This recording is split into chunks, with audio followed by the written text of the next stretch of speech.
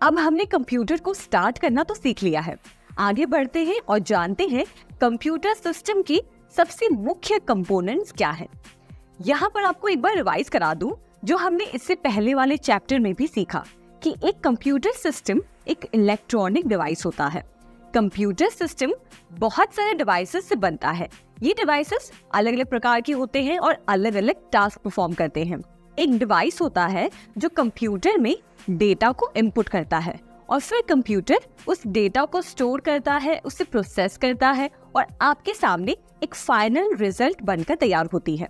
अब उदाहरण के लिए कीबोर्ड जिस पर आप टाइप करते हैं वो एक इनपुट डिवाइस है और ये डेटा कंप्यूटर में इनपुट हो जाने के बाद कंप्यूटर इस डेटा को प्रोसेस करता है और फिर कंप्यूटर उसका आउटपुट दिखाता है अपने स्क्रीन पर।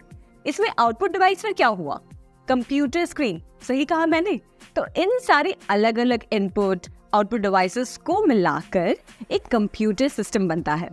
यहाँ आपको एक बहुत इंटरेस्टिंग बात बता रही हूँ। कंप्यूटर इतने सारे जो हैवी काम करता है, इतना सब कुछ बस इलेक्ट्रिक सिग्नल्स की मदद से करता है, यानी कि बस ऑन और ऑफ, जिसमें ऑन का मतलब है सर्किट ऑन और ऑफ का मतलब है सर्किट ऑफ। और ये डेटा इनपुट करना, स्टोर करना, प्रोसेस करना, आउटपुट देना, सब कुछ एक कंप्यूटर सिस्टम का हिस्सा है। और ये कंप्यूटर सिस्टम इंफॉर्मेशन सिस्टम का एक हिस्सा है। इससे आप क्या समझ पा रहे हैं? चलिए एक थोड़ा इंटरेस्टिंग तरीके से समझते हैं। हम ये जानते हैं कि कंप्यूटर एक ऐसा मशीन है जो डेटा को पहले स्टोर करता है, उसे प्रोसेस करता है और अंत में आपको एक रिजल्ट दिखाता है। इस कंप्यूटर को गांव का एक रजिस्टर मान लीजिए। आप अपने गांव को इमेजिन करिए, तो आपके गांव से रिलेटेड सारा डेटा एक रजिस्टर में लिखा जाता होगा। यहाँ उस रजिस्टर की जगह पर आप कंप्यूटर को इमेजिन करिए और सोचिए कि आपके गांव का सारा डेटा इस कंप्यूटर में स्टोर किया गया है। जैसे गांव में कितने घर होते हैं, कितने लोग रहते हैं और किसका सबसे बड़ा घर है, वगैरह वगैरह। अब गांव में अगर कोई नया घर बनता है तो आप उस डेटा की एंट्री कंप्यूटर में करेंगे, राइट? तो ये हो गया कि आप कंप्यूटर को इनपुट दे रहे हैं। अब आपने जो इनपुट दिया है, कंप्यूटर उन सारे डेटा को प्रोसेस करता है, जैसे टोटल कितने घर हैं, कितने लोग एक घर में रहते हैं और कौन सा घर सबसे ज्यादा बड़ा है। मान लीजिए आपको सभी के घरों का एरिया कैलकुलेट करना है, तो कंप्यूटर आपको रिजल्ट के तौर पर दिखाएगा कि कौन सा घर सबसे बड़ा है। ये जो सारा प्रोसेस है वो एक इंफॉर्मेशन सिस्टम का हिस्सा है, यानी कि कंप्यूटर एक सूचना प्रणाली का हिस्सा है जो इंफॉर्मेशन देने का काम करता है। और इस सूचना प्रणाली में 5 ऐसे इंपॉर्टेंट कंपोनेंट्स हैं जो इसका हिस्सा बनते हैं: लोग, प्रोसीजर, सॉफ्टवेयर, हार्डवेयर और डेटा। लोग यानी कि हम जिन्हें कंप्यूटर मदद करता है, जिससे हम और ज्यादा अपने काम में तेज और ज्यादा परफेक्ट बनते हैं। दूसरा प्रोसीजर। प्रोसीजर में कंप्यूटर को यूज करने का और कैसे और किस तरह से वो हमें रिजल्ट देगा, ये सारा सब कुछ रूल्स और इंस्ट्रक्शंस के आधार पर होता है, जिसे कंप्यूटर एक्सपर्ट्स ने लिखा है। तीसरा सॉफ्टवेयर। सॉफ्टवेयर में कई तरह के प्रोग्राम्स होते हैं जो अलग अलग टास्क के लिए बनाए गए होते हैं। इन प्रोग्राम्स में रूल्स लिखे हुए होते हैं जो कंप्यूटर को बताते रहते हैं कि कोई एक टास्क कैसे परफॉर्म करना है। चौथा हार्डवेयर, जो सॉफ्टवेयर की हेल्प लेकर अपने टास्क परफॉर्म करता है, जैसे कि माउस, कीबोर्ड, मॉनिटर, प्रोसेसर और मेमोरी डिवाइसेस। और पांचवा डेटा। और डेटा वो है जो हम कंप्यूटर को देते हैं। जैसे पहले एक एग्जाम्पल में हमने कंप्यूटर को हमारे गांव का डेटा दिया। इसमें हर तरह का डेटा आता है। वो एक इमेज हो सकता है, नंबर्स के रूप में हो सकता है, साउंड हो सकती है, इन शॉर्ट कोई भी तरह का डेटा। तो ये थे इंफॉर्मेशन सिस्टम के कंपोनेंट्स। तो अभी तक इस चैप्टर में हमने क्या सीखा? कंप्यूटर ऑन कैसे करते हैं, कंप्यूटर सिस्टम क्या होता है और कैसे कंप्यूटर इंफॉर्मेशन सिस्टम का एक हिस्सा है। अब कंप्यूटर सिस्टम का अर्थ तो हमने समझ लिया है कि अच्छा, हम एक डिवाइस से इनपुट देते हैं और प्रोसेसर उसे प्रोसेस करता है और एक आउटपुट डिवाइस उसे प्रेजेंट करता है। ये सारा काम, ये सारा प्रोसेस हार्डवेयर कंपोनेंट्स करते हैं। या यूँ कह लें कि अगर हार्डवेयर कंपोनेंट्स है तो कंप्यूटर है, अगर हार्डवेयर कंपोनेंट्स नहीं तो कंप्यूटर भी नहीं। अब इतने इंपॉर्टेंट कंपोनेंट्स हैं, इसके बारे में पता तो जरूर होना चाहिए कि आखिर इसमें कौन सी चीजें आती हैं, कौन से कंपोनेंट्स आते हैं। अब चैप्टर के इस सेक्शन में हम हार्डवेयर के बारे में थोड़ी और बातें कर लेते हैं एकदम आसान तरीके से। हार्डवेयर वो सिंपल शब्द है जो हमारे कंप्यूटर सिस्टम की उन चीजों को डिस्क्राइब करता है जो हम देख सकते हैं, छू सकते हैं या यूज कर सकते हैं। ऐसे कंपोनेंट्स को हम इनपुट, आउटपुट, स्टोरेज और प्रोसेसिंग कंपोनेंट्स में डिवाइड कर सकते हैं। ये वो फिजिकल पार्ट्स हैं जो हमारे कंप्यूटर का एक हिस्सा तो जरूर है, पर सीपीयू का इंटरनल हिस्सा नहीं है, और इन्हें हम पेरिफेरल डिवाइसेस कहते हैं। अगर हम अपने कंप्यूटर के मेटल केस के अंदर देखें तो वहाँ प्रोसेसर, मेन और सेकेंडरी मेमोरी, पावर सप्लाई और सपोर्ट करने वाले हार्डवेयर होते हैं। ये सभी कंपोनेंट्स कंप्यूटर के मेन सर्किट बोर्ड, जिसे मदरबोर्ड कहा जाता है, उससे कनेक्टेड होते हैं। और पावर सप्लाई का काम बड़ी हद तक इस पावर सप्लाई कंपोनेंट्स के द्वारा होता है। और सभी पेरिफेरल डिवाइसेस जैसे कीबोर्ड, मॉनिटर, इन सब को हम कनेक्टर के माध्यम से मेटल केस के पीछे कनेक्ट करते हैं। तो बताइए, एक कंप्यूटर सिस्टम के मुख्य हार्डवेयर कंपोनेंट्स क्या हुए? Processor, input device, output device, main memory और सेकेंडरी मेमोरी। इन कंपोनेंट से मिलकर हमारा कंप्यूटर काम करता है। और इसमें प्रोसेसर जो सबसे इम्पोर्टेंट काम करता है। वैसे तो सारे ही इम्पोर्टेंट काम करते हैं, पर प्रोसेसर कंप्यूटर का सबसे मेन हिस्सा है। इसे ऐसे समझिए कि प्रोसेसर एक इलेक्ट्रॉनिक डिवाइस होता है जो सिलिकॉन के छोटे छोटे स्क्वायर से बना होता है, और एक स्क्वायर में हजारों छोटे छोटे इलेक्ट्रिकल पार्ट्स होते हैं। अब ये प्रोसेसर एक स्मार्ट ऑर्गेनाइजर का काम करता है, मतलब इसके पास इतने सारे ट्रांजिस्टर्स होते हैं जिनकी मदद से प्रोसेसर सिस्टम में बेसिक कंप्यूटिंग करता है और डायरेक्टली या इनडायरेक्टली सबको कंट्रोल करता है। इसलिए इसे सेंट्रल प्रोसेसिंग यूनिट या फिर सीपीयू भी कहते हैं। और हर कंप्यूटर का अपना एक स्पेशल प्रोसेसर होता है, जैसे एग्जांपल के तौर पर Pentium, Intel core i3, i5, i7, Xeon या SPARC प्रोसेसर। ये प्रोसेसर्स कंप्यूटर का दिमाग होते हैं जो सबको ऑर्गेनाइज करके रखने में मदद करते हैं। तो समझ गए ना, प्रोसेसर एक इलेक्ट्रॉनिक ब्रेन है कंप्यूटर का, जो सबको स्मार्ट तरीके से कंट्रोल करता है। और अगर बात करें सॉफ्टवेयर कंपोनेंट्स की, तो ये वो कंपोनेंट्स हैं जो दिखाई नहीं देते पर होते जरूर हैं आपके कंप्यूटर की डिजिटल मेमोरी में। सॉफ्टवेयर काम करता है डिजिटल फॉर्म में, मतलब सॉफ्टवेयर का डेटा और कंप्यूटर प्रोग्राम एक डिजिटल मेमोरी में स्टोर रहता है। कंप्यूटर प्रोग्राम एक तरह का इंस्ट्रक्शन मैनुअल है जो प्रोसेसर के काम करने में हेल्प करता है, और ऐसे प्रोसेसर को कंप्यूटर प्रोग्राम से इंस्ट्रक्शंस मिलते हैं। और यहाँ पर डेटा है प्रोग्राम की रिक्वायरमेंट, यानी कि ज़रूरत। जैसे आपके फ़ोन में प्लेलिस्ट का डेटा होता है, वैसे ही प्रोग्राम को भी डेटा की ज़रूरत पड़ती है। और ये डेटा किसी भी फॉर्म में हो सकता है, जैसे कि शब्दों में, नंबर्स में, इमेजेस में, ऑडियो में, कुछ भी। तो शॉर्ट में सॉफ्टवेयर एक इनविजिबल हिस्सा है कंप्यूटर का, जो उसे इंस्ट्रक्शंस देता है और अच्छे से ऑर्गेनाइज्ड रखता है।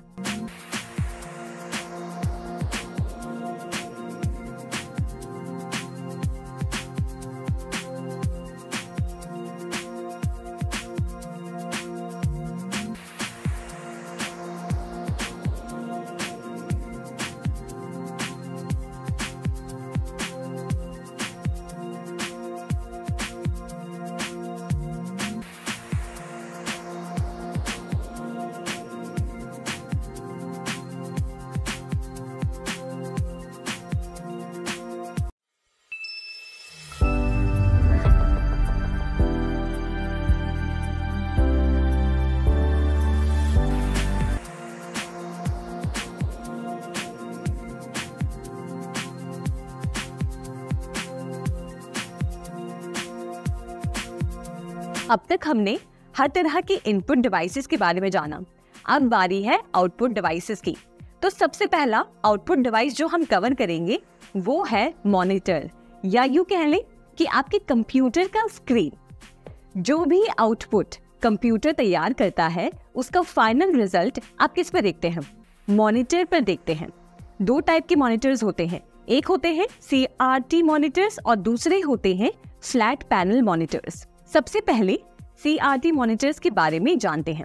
CRT यानी कि कैथोड रे ट्यूब मॉनिटर्स कुछ साल पहले यूज हुआ करते थे, पर आज आप इनको शायद ही कहीं पर देखेंगे। आज इनको फ्लैट स्क्रीन मॉनिटर्स ने रिप्लेस कर दिया है। भले ही आज CRT मॉनिटर्स यूज में नहीं है, पर शुरुआत तो इन्हीं से हुई थी, तो इसके बारे में हमें थोड़ी बहुत नॉलेज तो जरूर होनी चाहिए। तो इसलिए चलिए CRT मॉनिटर्स के बारे में जानते हैं। ये monitor cathode ray tube technology का इस्तेमाल करते थे। ये एक डब्बे के आकार में आते थे। आज भी ये मॉनिटर्स आपको कहीं ना कहीं देखने मिलेंगे। अब ये CRT मॉनिटर्स काम कैसे करते थे, अब वो सुनिए। ये मॉनिटर एक डब्बे के शेप के आकार के होते थे और इनको CPU से कनेक्ट किया जाता था। इस डब्बे के अंदर एक पिक्चर ट्यूब होती थी जो डिस्प्ले क्रिएट करती थी, यानी कि स्क्रीन पर इमेज क्रिएट करती थी। इस मॉनिटर के अंदर एक इलेक्ट्रॉन गन होता था जो एक कैथोड रे ट्यूब के जरिए स्क्रीन पर एक पिक्चर क्रिएट करने के लिए इलेक्ट्रॉन्स को शूट करता था। ये पिक्चर अलग अलग कलर्स और पिक्सेल्स के बने होते थे। CRT मॉनिटर्स का एक विशेष फीचर था उनकी डेप्थ और साइज। आज की LCD मॉनिटर से अगर हम तुलना करें तो ये बहुत बड़े होते थे, एक डब्बे के आकार के। इनका रेजोल्यूशन भी आज की LCD मॉनिटर्स के मुकाबले बहुत कम होता था। आज जो आप डिस्प्ले पर इतनी क्लियर पिक्चर्स देख पाते हैं, पहले के मॉनिटर्स में उतनी क्लैरिटी नहीं थी क्योंकि उनमें उतनी एडवांस टेक्नोलॉजी नहीं थी। आपने स्कूल में जरूर ये CRT मॉनिटर यूज किया होगा, तो आपको पता होगा कि उसमें इमेज क्लैरिटी उतनी अच्छी नहीं होती थी। और आज तो LCD और LED मॉनिटर्स आ गए हैं जिन्होंने पूरी तरीके से CRT मॉनिटर्स को रिप्लेस कर दिया है। जैसे होता है ना, हर एक इन्वेंशन का एक वक्त होता है। जैसे ही कोई नई टेक्नोलॉजी या कोई नया इन्वेंशन आता है तो पुरानी वाली सोसाइटी में से मिट ही जाती है। वैसा ही हुआ CRT मॉनिटर्स के साथ। पर CRT मॉनिटर्स भी उस समय के हिसाब से काफी अच्छा परफॉर्मेंस देते थे। LCD और LED मॉनिटर्स तो अब आए हैं। इससे पहले हम सब CRT मॉनिटर्स पे ही सारे टास्क करते थे ना, गेमिंग, डिजाइनिंग, कैलकुलेशन, ब्राउजिंग, सब कुछ आसानी से CRT मॉनिटर्स पे कर पाते थे। क्या आपको पता है CRT मॉनिटर्स की इमेज क्वालिटी 800x600 और 1024x760 हुआ करती थी। ये पिक्सल साइज आज के मुकाबले में बहुत कम है, इसलिए CRT मॉनिटर्स पर इमेजेस काफी धुंधली सी दिखती थी। पर एक कमाल की बात है कि इनका जो रिफ्रेश रेट था काफी हाई हुआ करता था, जिससे मोशन ग्राफिक्स और वीडियोस फोटोज की तुलना में ज्यादा स्मूथ और क्लियर दिखते थे। अब चलिए CRT मॉनिटर्स के बारे में तो हमने जान लिया। आप जानते हैं कि आज के ज़माने में जो मॉनिटर्स यूज होते हैं, यानी कि flat panel monitors. Flat panel monitors के नाम से ही आप समझ रहे होंगे कि ये वो मॉनिटर्स हैं जो पतले होते हैं, यानी कि डब्बे के आकार के नहीं होते हैं। इनका सबसे इम्पोर्टेंट हिस्सा LCD होता है, जिसे कहते हैं लिक्विड क्रिस्टल डिस्प्ले। तो आप जानते हैं कि LCD स्क्रीन्स आखिर काम कैसे करते हैं। तो ये समझिए कि LCD स्क्रीन एक लिक्विड क्रिस्टल लेयर से बनी होती है। एक लेयर होती है जो इलेक्ट्रिक करंट से कंट्रोल होती है, और इस लिक्विड क्रिस्टल लेयर के पीछे एक बैकलाइट होती है जहां से रोशनी हमेशा जलती रहती है जब आप टीवी ऑन करते हैं। तो होता क्या है कि यहाँ से जब रोशनी लिक्विड क्रिस्टल पर टच होती है तो आपको अपने सामने पिक्चर्स और जो भी वीडियोस होते हैं वो कलर में दिखते हैं। LCD स्क्रीन की एक ड्रॉबैक है कि वो उतना अच्छा कॉन्ट्रास्ट नहीं दे पाते हैं। मतलब समझिए कि जहाँ पे इमेजेस या वीडियो में जहाँ पे ब्लैक पार्ट है या थोड़ा सा डार्क पार्ट है, वहाँ पे भी लाइट जलती रहती है, तो उतना कॉन्ट्रास्ट लेवल उतना अच्छा नहीं मिल पाता। और अब LCDs में एक लेटेस्ट टेक्नोलॉजी आ गई है जिसे कहते हैं TFT, यानी कि थिन फिल्म ट्रांजिस्टर्स। ये हर एक पिक्सल को कंट्रोल करते हैं, जिससे स्क्रीन पर इमेज एकदम शार्प नजर आती है और बेहतर नजर आती है, जो पहले LCDs में बहुत धुंधली नजर आती थी। अब LCD का एक एडवांस वर्जन मान लीजिए LED, जिसमें समझिए कि LCD के पीछे LED बैकलाइट लगा होता है जो LCD पैनल को रोशनी और एनर्जी प्रोवाइड करता है। LED स्क्रीन वो होती है जिसमें रोशनी इमिट करने वाले छोटे छोटे डायोड होते हैं जो LED कहलाते हैं। LED स्क्रीन्स में भी छोटे छोटे लाइट्स होते हैं जो सारे कलर्स को दिखाने में हेल्प करते हैं। हर एक LED लाइट खुद से रोशनी इमिट करता है, जिससे हमारे स्क्रीन पर विविड कलर्स और क्लियर पिक्चर्स दिखाई देते हैं। CRT मॉनिटर से हमारा जो LCD मॉनिटर्स की तरफ स्विच हुआ है उसने काफ़ी सारे फायदे पहुंचाए हैं। पहले तो LCD मॉनिटर्स CRT मॉनिटर्स के मुकाबले वजन में कम होते हैं और इनका डिजाइन एकदम पतला होता है, जिसकी वजह से वो टेबल पर कम जगह लेते हैं। LCD मॉनिटर्स कम पावर भी यूज करते हैं, जिसकी वजह से आपका बिजली का बिल भी कम आता है। इनकी इमेज क्वालिटी भी CRT मॉनिटर्स के मुकाबले बहुत अच्छी नजर आती है। और आपको पता है LCD मॉनिटर्स में स्क्रीन की ब्राइटनेस और रिफ्रेश रेट को आप खुद कंट्रोल कर सकते हैं, जिसकी वजह से आप अपने आंखों के कंफर्ट के हिसाब से उसके लेवल को सेट कर सकते हैं। और आखिर में LCD मॉनिटर्स CRT मॉनिटर्स के मुकाबले बहुत लंबे समय तक चलते हैं, क्योंकि इनमें कोई मूविंग पार्ट्स नहीं होते हैं। अब आप समझ पा रहे होंगे कि ये जो CRT मॉनिटर से LCD मॉनिटर में हमारा जो स्विच हुआ है, उसने कंप्यूटर टेक्नोलॉजी की वैल्यू और भी ज़्यादा बढ़ा दी है। अब हमारे अगले तरह के आउटपुट डिवाइस के बारे में जानते हैं, जो है प्रिंटर। एक ऐसी डिवाइस जो कंप्यूटर या किसी इलेक्ट्रॉनिक डिवाइस के साथ मिलकर किसी भी डिजिटल इंफॉर्मेशन को पेपर पर प्रिंट करती है, यानी कि पेपर पर छापती है। इसके बारे में तो हम सब जानते हैं। अब एग्जाम्पल के तौर पर समझिए कि मेरे पास मेरे आधार कार्ड की फोटो है और वो मेरे फोन में है, तो मैं क्या चाह रही हूँ कि इस आधार कार्ड की फोटो की मैं हार्ड कॉपी करा दूँ। तो मैं साइबर कैफे में जाऊंगी और उस फोटो को कंप्यूटर में डालूंगी और प्रिंटर उसे प्रिंट करके मुझे दे देगा, यानी कि मेरे पास आधार कार्ड की फोटो पेपर पर अब छप जाएगी। तो यहाँ आधार कार्ड की फोटो हो गई मेरी डिजिटल कॉपी, पर अब जो आधार कार्ड की फोटो मेरे पेपर पर है वो कहलाएगी हार्ड कॉपी। प्रिंटर्स की आउटपुट क्वालिटी को मेजर करने के लिए DPI का यूज होता है। DPI का मतलब होता है डॉट्स पर इंच, यानी कि 1 इंच में कितने सारे डॉट्स या पिक्सेल्स हैं जो प्रिंट आउट पर दिखाई देते हैं। जितने ज्यादा डॉट्स होंगे उतनी ज्यादा प्रिंट आउट क्वालिटी अच्छी होगी और उसमें शार्पनेस मिलेगी। अभी प्रिंटर्स में भी 2 टाइप के मुख्य प्रकार होते हैं। एक आते हैं इम्पैक्ट प्रिंटर्स और दूसरे आते हैं non impact printers. Impact printers paper पर प्रिंट करने के लिए एक रिबन को पेपर पर मारते हुए पेपर पर प्रिंट निकालते हैं।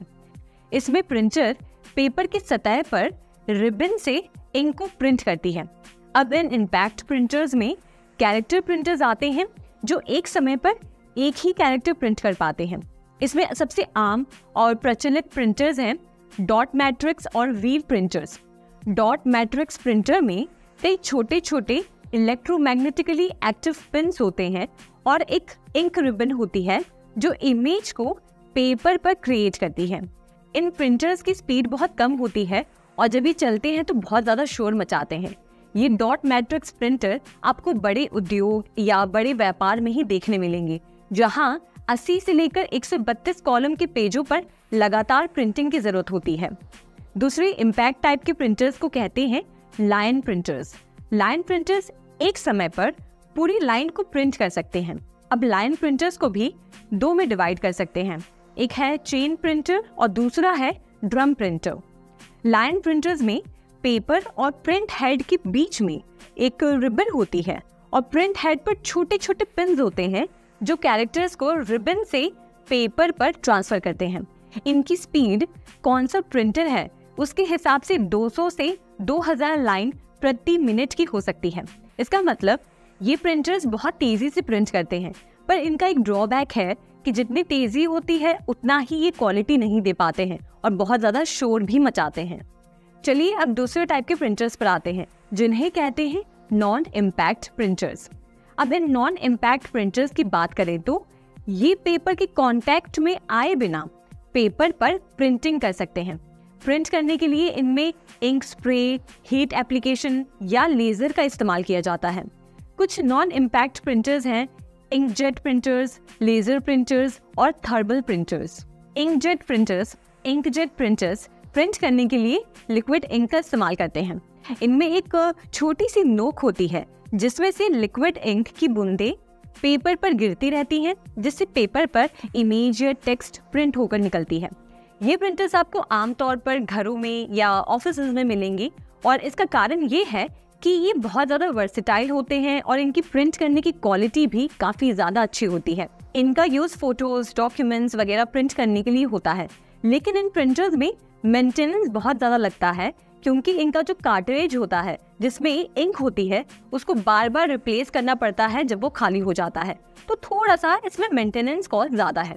अब दूसरे टाइप के नॉन इम्पैक्ट प्रिंटर्स पर आते हैं जिन्हें कहते हैं लेजर प्रिंटर्स। लेजर प्रिंटर्स एक ऐसे तरह के प्रिंटर्स हैं जो प्रिंट करने के लिए लाइट और टोनर पाउडर का इस्तेमाल करते हैं। लेजर प्रिंटर्स में एक लाइट होती है जो पेपर पर बहुत तेजी से मूव करती है और टोनर और पाउडर को चिपका देती है जहां पर कैरेक्टर्स प्रिंट करने हैं, जिससे एक टेक्स्ट या इमेज पेपर पर प्रिंट होकर निकलती है। ये लेजर प्रिंटर्स स्पेशली ऑफिसेज में यूज होते हैं क्योंकि इनकी प्रिंटिंग स्पीड काफी ज्यादा होती है। थर्मल प्रिंटर एक ऐसा प्रिंटर है जो प्रिंट करने के लिए हीट का यूज करता है। इसमें एक स्पेशल थर्मल पेपर यूज किया जाता है जिसका एक साइड हीट सेंसिटिव होता है। थर्मल प्रिंटर्स हीट से थर्मल पेपर पर कैरेक्टर्स को प्रिंट करते हैं। इसमें कोई इंक या टोनर की जरूरत नहीं होती है। थर्मल प्रिंटर्स अक्सर रिसीट प्रिंटर्स या बिलिंग मशीन्स में देखे जाते हैं जहां छोटे छोटे डॉक्यूमेंट्स को प्रिंट करने की जरूरत होती है। थर्मल प्रिंटर्स की एक बहुत ही खास बात है कि वो एकदम साइलेंट तरीके से काम करते हैं। मतलब जब वो प्रिंट करते हैं तो बिल्कुल भी आवाज नहीं आती, लेकिन इनकी प्रिंट आउट की क्वालिटी थोड़ी सी कम होती है कंपेयर टू इंकजेट या लेजर प्रिंटर्स। ओवरऑल इनका इस्तेमाल छोटे प्रिंट्स या इंस्टेंट प्रिंट्स के लिए होता है। हर तरह के प्रिंटर्स के बारे में हमने जान लिया। अब आगे बढ़ते हैं हमारी बाकी आउटपुट डिवाइसेस की तरफ। प्लॉटर एक स्पेशल टाइप का प्रिंटर होता है जो डिटेल्ड और लार्ज स्केल ड्राइंग्स या डिजाइन्स को प्रिंट करने के लिए यूज किया जाता है। ये ड्राइंग्स या डिजाइन्स बहुत बड़े साइज के होते हैं, जैसे कि आर्किटेक्चरल प्लान्स, इंजीनियरिंग ब्लूप्रिंट्स या कोई और कॉम्प्लेक्स डिजाइन्स। प्लॉटर एक पेन या मार्कर को कंट्रोल करता है जो पेपर पर चलता रहता है। इमेजिन करिए कि एक रोबोट पेन को उठाकर पेपर पर मूव करता है और डिजाइन्स क्रिएट कर रहा है। प्लॉटर ड्राइंग्स को बहुत ही एक्यूरेटली और डिटेल तरीके से प्रिंट कर सकते हैं और इसमें किसी भी साइज का पेपर यूज किया जा सकता है। इसलिए जब भी किसी बड़े प्रोजेक्ट का ब्लूप्रिंट बनाना होता है और जिसमें बहुत सारी डिटेल्स और प्रिसीशन की जरूरत होती है तो वहां पर ये प्लॉटर का इस्तेमाल होता है। अब स्पीकर के बारे में तो हम सब जानते हैं। स्पीकर एक ऐसा हिस्सा है जो मल्टीमीडिया कंप्यूटर में शामिल होता है। इनका काम साउंड सिग्नल्स को सुनने लायक आवाज में बदलना होता है। स्पीकर्स साउंड एम्पलीफायर्स का इस्तेमाल करते हैं जो वाइब्रेशंस के थ्रू साउंड्स को क्रिएट करते हैं और आउटपुट ऑडियो के माध्यम से देते हैं। मल्टीमीडिया प्रोजेक्टर भी एक तरह का आउटपुट डिवाइस है क्योंकि एक प्रोजेक्टर आउटपुट के तौर पर आपको बड़ी स्क्रीन पर इमेजेस या वीडियोस दिखाता है। मल्टीमीडिया प्रोजेक्टर एक ऐसा डिवाइस है जो आपको लार्ज स्क्रीन पर पिक्चर्स, वीडियोस, प्रेजेंटेशंस या अन्य डिजिटल कंटेंट दिखाने में हेल्प करता है। इसका यूज आप अपने कंप्यूटर, डीवीडी प्लेयर या अन्य इलेक्ट्रॉनिक डिवाइस से कनेक्ट करके कर सकते हैं। ये प्रोजेक्टर एक ब्राइट लाइट इमिट करता है जिसे लेंस के थ्रू फोकस किया जाता है और फिर वो लाइट एक स्क्रीन पर बड़ी इमेज को डिस्प्ले करती है। जैसे कि आप मूवी थिएटर्स में देखते हैं, वैसे ही मल्टीमीडिया प्रोजेक्टर घर पर या ऑफिस में भी बड़ी स्क्रीन पर कंटेंट देखने के लिए इस्तेमाल किया जाता है। इसके इस्तेमाल से आप मीटिंग्स, प्रेजेंटेशंस, मूवीज या गेम्स को बड़ी स्क्रीन पर खेल सकते हैं। ये मल्टीमीडिया प्रोजेक्टर्स पोर्टेबल भी होते हैं जिसे आप कहीं पे भी ले जा सकते हैं।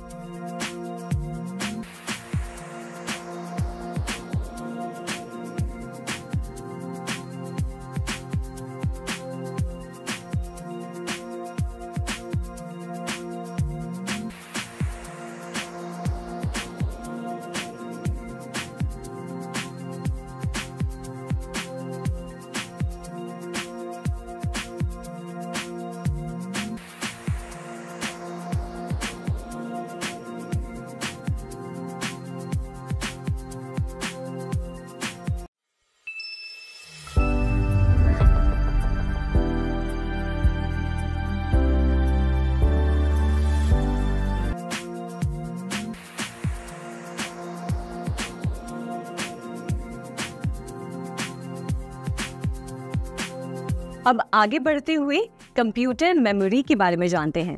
कंप्यूटर मेमोरी कंप्यूटर का वो हिस्सा है जहाँ की सारा डेटा और इंफॉर्मेशन स्टोर किया जाता है। जैसे कि आपका दिमाग सारी जरूरी चीजें याद रखता है, वैसे ही कंप्यूटर मेमोरी कंप्यूटर की सारी चीजें स्टोर करता है जिसे बाद में प्रोसेस किया जा सके। कंप्यूटर मेमोरी में 3 टाइप की मेमोरीज आती हैं। पहले आता है कैश मेमोरी, दूसरा प्राइमरी या फिर मेन मेमोरी और तीसरा सेकेंडरी मेमोरी। तो चलिए इन मेमोरीज के बारे में विस्तार में जानते हैं। सबसे पहले बात करते हैं कैश मेमोरी की। कैश मेमोरी को समझने के लिए चलिए एक सिंपल एनालॉजी इस्तेमाल करते हैं। मान लो आप कुछ स्पेसिफिक बुक्स पढ़ने के लिए रोज लाइब्रेरी जा रहे हैं, लेकिन हर बार लाइब्रेरी जाने में आपका बहुत सारा वक्त जाया हो रहा है, तो आप क्या करेंगे? आप वही बुक्स अपने घर पर लाकर उसकी एक शेल्फ बना देंगे, राइट? यही काम कैश मेमोरी करता है। ये एक बहुत तेज सेमीकंडक्टर मेमोरी है जो CPU और मेन मेमोरी के बीच में होती है। इसमें वो डेटा और प्रोग्राम्स स्टोर होते हैं जो CPU को फ्रीक्वेंटली चाहिए होते हैं। जैसे ही आप कोई प्रोग्राम चलाते हैं या कोई डेटा एक्सेस करते हैं, वो इन्फॉर्मेशन टेम्पररी बेसिस पे कैश मेमोरी में स्टोर हो जाती है।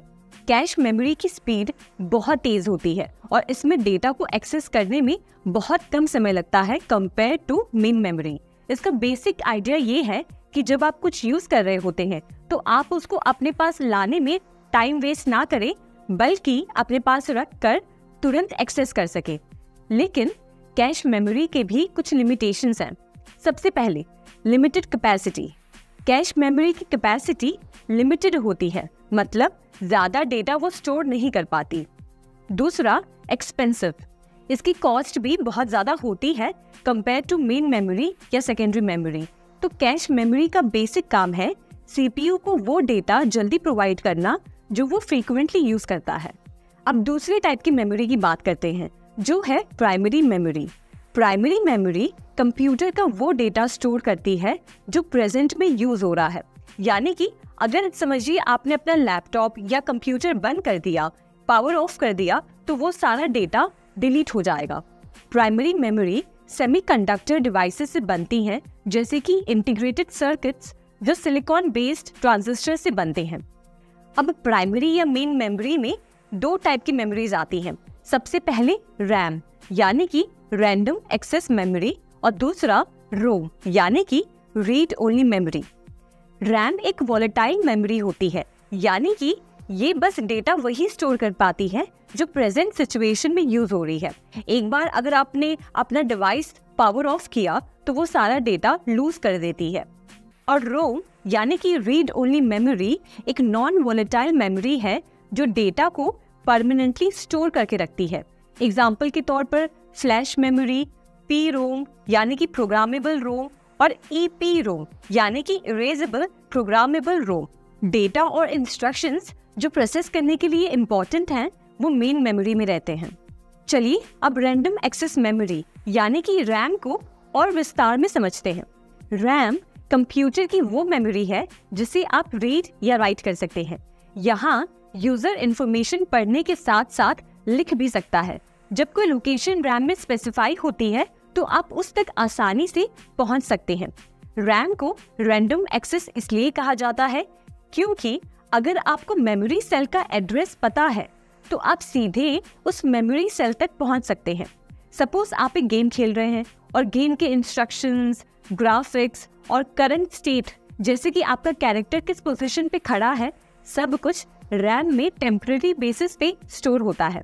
अब इसी बीच अगर समझिए कि आप कोई दूसरा एप्लीकेशन खोलते हैं, जैसे कि कोई डॉक्यूमेंट फाइल खोलते हैं, तो ये ऐप का सारा डेटा रैम में स्टोर हो जाता है, जिससे कि आप इन दोनों ऐप्स के बीच में यानी कि अपने गेम और डॉक्यूमेंट फाइल के बीच में कभी भी स्विच कर सकते हैं। लेकिन याद रखें, जब आप कंप्यूटर को बंद करते हैं यानी पावर ऑफ करते हैं तो सारा डेटा ये रैम का गायब हो जाता है। इसलिए रैम एक टेम्पररी स्टोरेज डिवाइस है जो सिर्फ करंट टास्क को ही स्टोर करता है। स्टोरेज सेल्स जो कि कई ट्रांजिस्टर से बने होते हैं वो डेटा को स्टोर कर सकते हैं। रैम के भी दो प्रकार है, पहला है डायनेमिक रैम और दूसरा है स्टैटिक रैम। डी रैम और एस रैम में फर्क है क्योंकि डी रैम को समय समय पर रिफ्रेश करना पड़ता है। एस रैम डी रैम से फास्ट और महंगा होता है। एस रैम आमतौर पर CPU कैश के लिए यूज किया जाता है, जबकि डी रैम को मेन मेमोरी के लिए यूज किया जाता है। और कुछ टाइप्स के रैम्स होते हैं। EDO रैम यानी कि extended data output RAM. EDO RAMs में आप किसी भी मेमोरी लोकेशन तक पहुंच सकते हैं। ये 256 इंफॉर्मेशन बाइट्स लैचेस में स्टोर करते हैं। फिर आते हैं SD RAM synchronous data output RAM. ये रैम चिप्स उसी क्लॉक रेट का उपयोग करते हैं जो CPU करता है। फिर आते हैं DDR SD RAM, double data rate SD RAM. ये रैम डेटा का ट्रांसमिशन क्लॉक के दोनों किनारों पर करते हैं। अब आगे बढ़ते हुए दूसरे टाइप की मेमोरी के बारे में बात करते हैं, जो है रोम, यानी कि रीड ओनली मेमोरी। रोम एक नॉन वोलेटाइल मेमोरी है जो डेटा और इन्फॉर्मेशन को परमानेंटली स्टोर करती है। पावर ऑफ हो जाने के बाद भी ये डेटा को इरेज नहीं करती है। रोम का यूज किसी भी डेटा को स्थायी रूप से स्टोर करने के लिए किया जाता है। रोम पर जो भी स्टोर्ड इन्फॉर्मेशन होती है उसे बदला नहीं जा सकता, यानी कि जो भी इन्फॉर्मेशन होती है वो फिक्स्ड रहती है।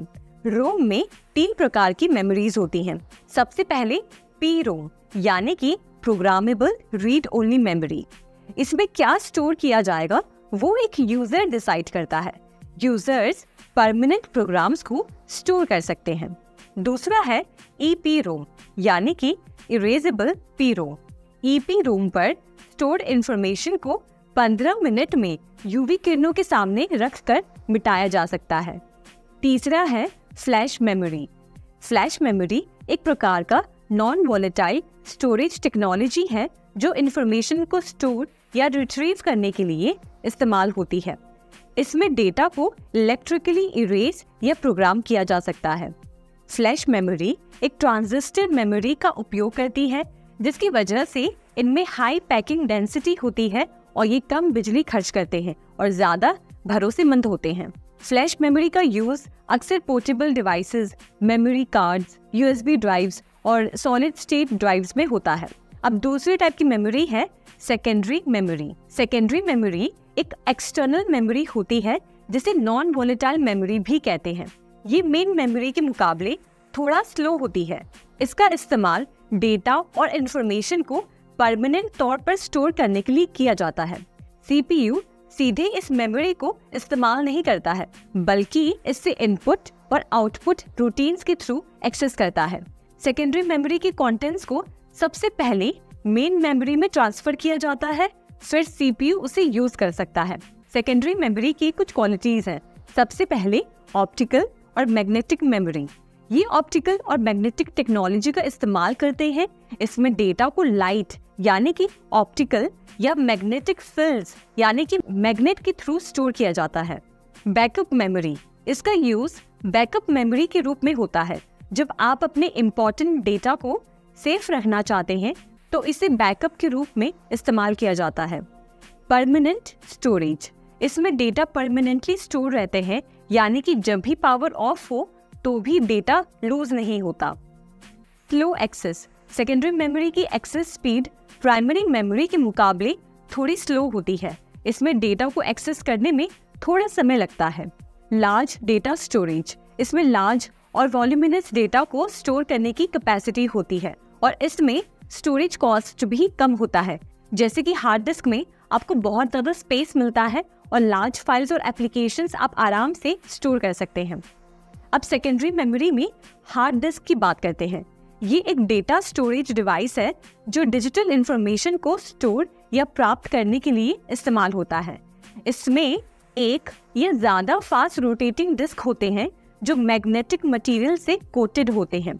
इन डिस्क को प्लैटर्स कहते हैं और इन पर मैग्नेटिक हेड्स होते हैं जो इंफॉर्मेशन को रीड और राइट करने में मदद करते हैं।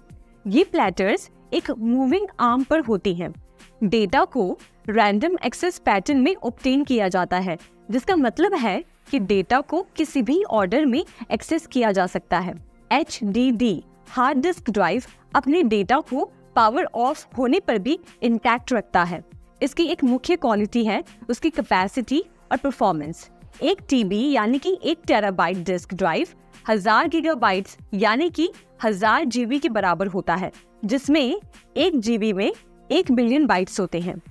डिस्क ड्राइव की परफॉर्मेंस डेटा रेट जैसे पैरामीटर्स के हिसाब से मेजर होती है, जो बताती है कि दिए गए समय में कितना डेटा रिट्रीव किया जा सकता है। अब दूसरे टाइप की सेकेंडरी मेमोरी के बारे में बात करते हैं, जो है ऑप्टिकल डिस्क। ऑप्टिकल डिस्क एक गोलाकार प्लैटर्स होते हैं जो अलग अलग साइजेस और स्टोरेज कैपेसिटीज में अवेलेबल होते हैं।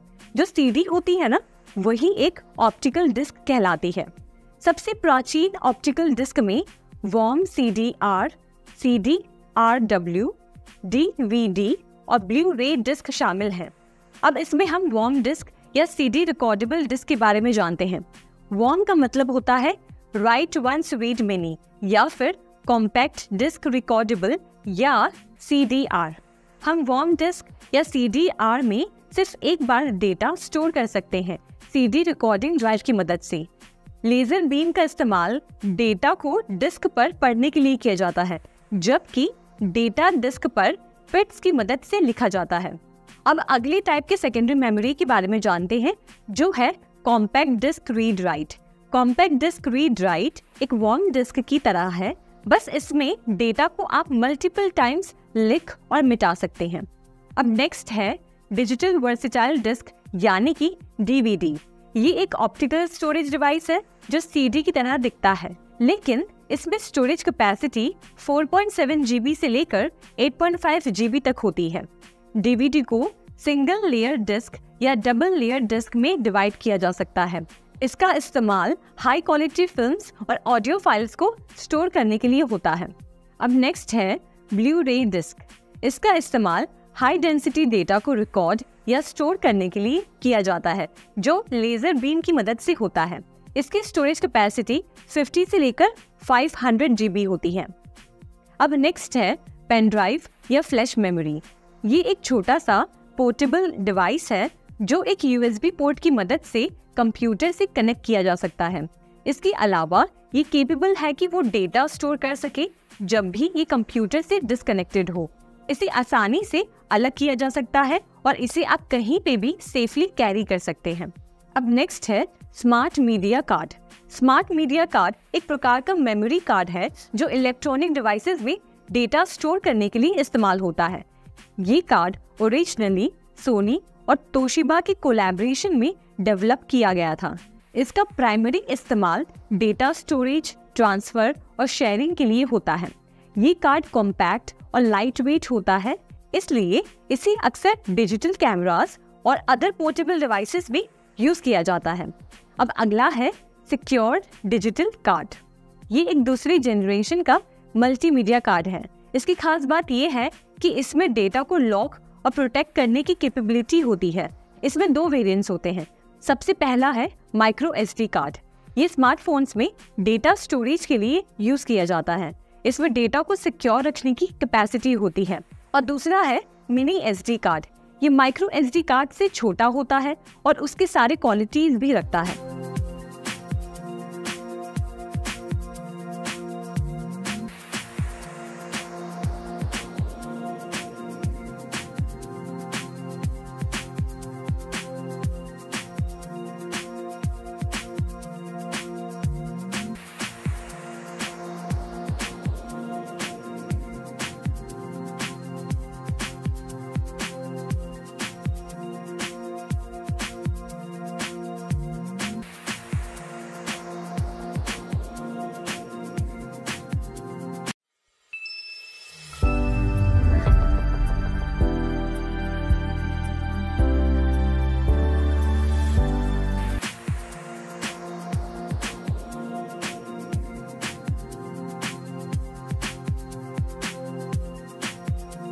अब चैप्टर में आगे बढ़ते हुए हम जानेंगे कि आप अपने कंप्यूटर या लैपटॉप पर जो आपका कंप्यूटर सिस्टम है उसकी इंफॉर्मेशन कैसे निकाल सकते हैं। तो उसके लिए आप ये स्टेप्स फॉलो करें।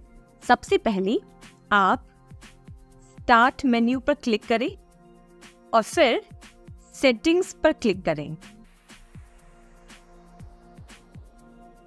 यहाँ सेटिंग्स में जाकर आप सिस्टम पे क्लिक करें और फिर उसके बाद नीचे स्क्रॉल करें तो यहाँ पर आपको देखिए अबाउट का ऑप्शन मिलेगा।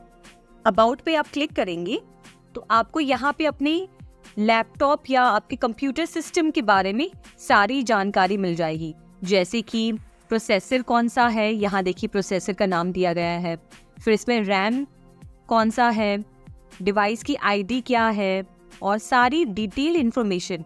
इवन यहाँ पे विंडोज़ 11 का कौन सा वर्जन है ये भी सारी इंफॉर्मेशन इसमें दी गई है। तो इस तरीके से आप अपने कंप्यूटर पे प्रोसेसर की इंफॉर्मेशन, कौन सा ऑपरेटिंग सिस्टम है, रैम कितना है, ये सारी जानकारी इस स्टेप से जान सकते हैं। अब हम कंप्यूटर सिस्टम की जानकारी निकालने के लिए दूसरा तरीका देखते हैं, जो है सिस्टम इंफॉर्मेशन। आप मान लीजिए कि सिस्टम इंफॉर्मेशन एक तरह से बेस्ट टूल है जिसके जरिए आप कंप्यूटर सिस्टम के बारे में जान सकते हैं। तो इसके लिए ये स्टेप्स फॉलो करें। तो इसके लिए स्टार्ट मेन्यू पे क्लिक करें और यहाँ पर सर्च बार में सर्च करें सिस्टम इंफॉर्मेशन। एक बार जब सिस्टम इंफॉर्मेशन का पेज खुल जाए तो आप देखेंगे कि आपके कंप्यूटर सिस्टम से रिलेटेड सारी इंफॉर्मेशन आपको यहाँ पर दिख रही होगी, जैसे कि कौन सा वर्जन है, सिस्टम का नाम क्या है, मॉडल नंबर, सब कुछ, प्रोसेसर की डिटेल्स, सारी डिटेल्स आपको यहाँ पर दिख रही होगी। समझिए कि मुझे ग्राफिक कार्ड्स की इंफॉर्मेशन निकालकर उसे फाइल में कन्वर्ट करना है। तो उसके लिए मैं सिस्टम इंफॉर्मेशन में जाकर कंपोनेंट्स में डिस्प्ले पर क्लिक करूंगी और यहाँ पर देखिए डिस्प्ले की सारी इंफॉर्मेशन आ गई है। और यहाँ पर जो फाइल मेन्यू है इस पर क्लिक करूंगी, एक्सपोर्ट पर क्लिक करूंगी और यहाँ पर आप जो भी लोकेशन जहाँ पे आप इस फाइल को स्टोर करना चाहते हैं वो लोकेशन यहाँ पर सिलेक्ट करें और फाइल का नाम दे दें और सेव कर दें। इस तरीके से आप अपने कंप्यूटर सिस्टम से रिलेटेड कोई भी इंफॉर्मेशन की एक फाइल भी बना सकते हैं और इजीली एक्सपोर्ट कर सकते हैं। अब आगे बढ़ते हुए हम तीसरा तरीका जानते हैं जिससे आप कंप्यूटर सिस्टम की जानकारी निकाल सकते हैं, वो है कमांड प्रॉम्प्ट। इसके लिए आप वापस अपने स्टार्ट मेन्यू पे जाएंगे और यहाँ पर क्लिक करेंगे। उसके बाद आप सर्च बार में सर्च करें कमांड प्रॉम्प्ट। देखिए ये यहाँ पर आ गया है ऑप्शन। अब इस कमांड प्रॉम्प्ट पर आप राइट क्लिक करेंगे। राइट क्लिक करने के बाद आपको देखिए यहाँ पे पहला ऑप्शन जो नजर आ रहा है, रन एज एडमिनिस्ट्रेटर, आपको इस पर क्लिक करना है। एक बार आपने क्लिक किया, ये विंडो ओपन होगी। इस विंडो में आपको यस पर क्लिक करना है और यहाँ पर देखिए कि इसमें आपको टाइप करना है system info. System info type करने के बाद आप अपने कीबोर्ड पर एंटर दबाएं और देखिए कि आपके कंप्यूटर सिस्टम से रिलेटेड सारी इंफॉर्मेशन यहाँ पे आ गई है, जैसे कि कौन सा ओएस वर्जन है, यानी कि कौन सा ऑपरेटिंग सिस्टम है, मैन्युफैक्चरर कौन है, बिल टाइप की डिटेल्स, मॉडल टाइप, सब कुछ, सारी इंफॉर्मेशन और अपडेट के बारे में सारी इंफॉर्मेशन आपको यहाँ पर मिल जाएगी। तो ये थे 3 तरीके जिसके जरिए आप कंप्यूटर सिस्टम की जानकारी अपने कंप्यूटर पे या लैपटॉप पर देख सकते हैं।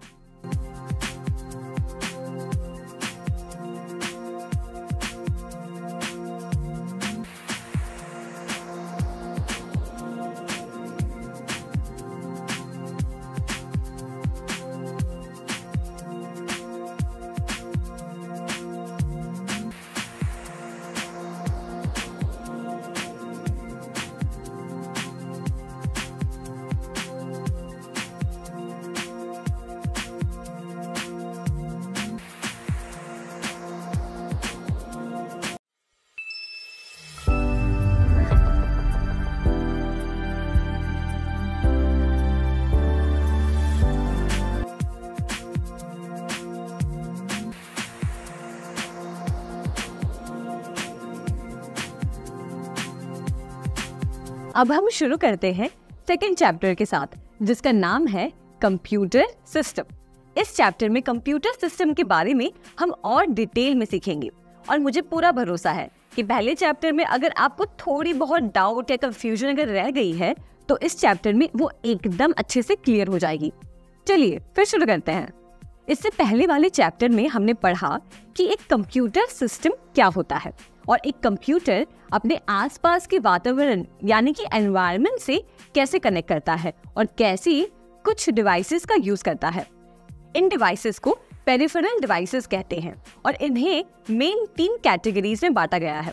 सबसे पहले इनपुट डिवाइस, दूसरा आउटपुट डिवाइस और तीसरा input and output device. In devices में कौन कौन से डिवाइसेस आते हैं ये हम आगे चैप्टर में डिटेल में जानेंगे। इससे पहले आइए एक इंटरेस्टिंग चीज करते हैं, कंप्यूटर ऑन करना सीखते हैं। कंप्यूटर को स्टार्ट करने के लिए एक ऑन बटन दबानी होती है जिसे हम पावर बटन भी कहते हैं। तो सबसे पहला स्टेप जो आपको करना है वो है इस पावर बटन को अपने कंप्यूटर या लैपटॉप पर ढूंढना। अगर आप कंप्यूटर सिस्टम पर बैठे हैं तो ये पावर बटन आपके सीपीयू पर होगा। इस इमेज को देखकर समझिए पावर बटन कैसा दिखता है और इस पर एक पावर की साइन बनी होती है। और अगर आप एक लैपटॉप को ऑन करना चाह रहे हैं तो ये पावर बटन कीबोर्ड के ऊपर की तरफ होगा। ये बिल्कुल कीबोर्ड के ऊपर और स्क्रीन के नीचे की तरफ होता है। अब एक बार ये बटन दिख जाए तो अब दूसरे स्टेप में इस बटन को दबाना होगा।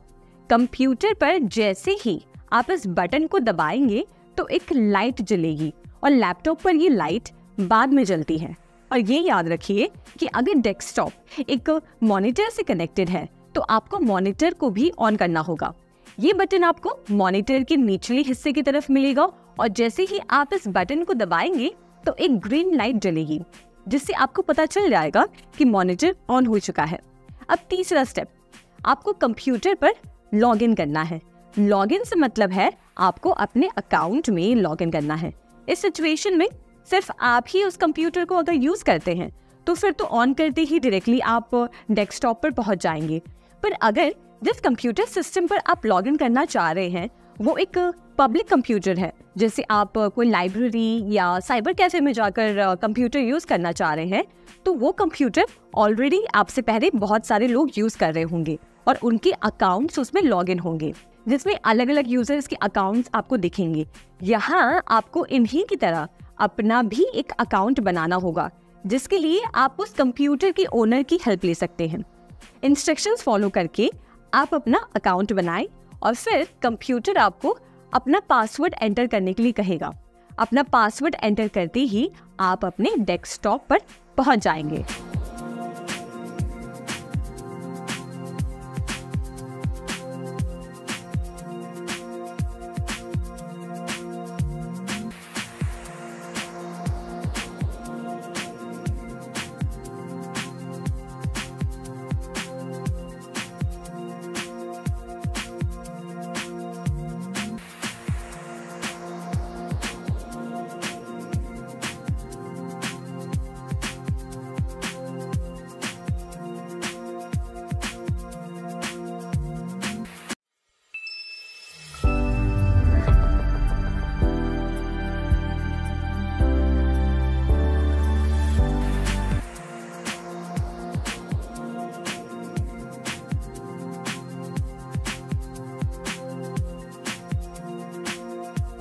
इस चैप्टर में हमारा मेन फोकस है कि हम कंप्यूटर के सारे हार्डवेयर कंपोनेंट्स के बारे में अच्छे से जान लें, एकदम डिटेल में। तो चलिए सबसे पहले शुरू करते हैं इनपुट डिवाइसेस से, जिसमें हम 16 तरह के इनपुट डिवाइसेस कवर करेंगे।